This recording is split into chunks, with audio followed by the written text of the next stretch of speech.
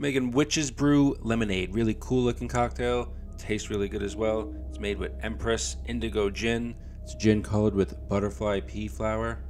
Let's make this. Start off with a glass, fill it up with ice. Make sure you got a tall glass. And then we'll grab that Empress Indigo Gin. And this is going to give that Witch's Brew Lemonade that purple color. So I'm going to take 2 ounces of this Empress Gin.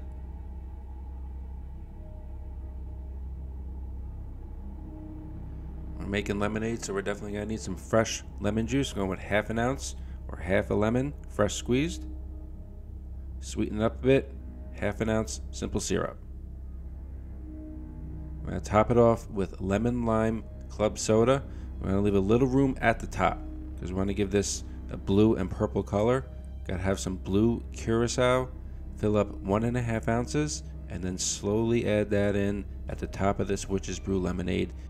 Let that blue curacao settle, mix with the Empress Gin to give this Witch's Brew lemonade that really cool blue purple color to it. Really visually appealing cocktail. Give that a gentle stir. And we're going to garnish with a fresh rosemary sprig.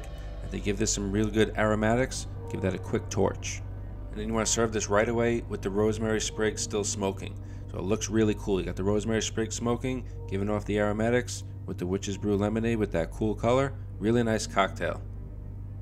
Make this Witch's Brew lemonade. Don't forget to subscribe for more videos.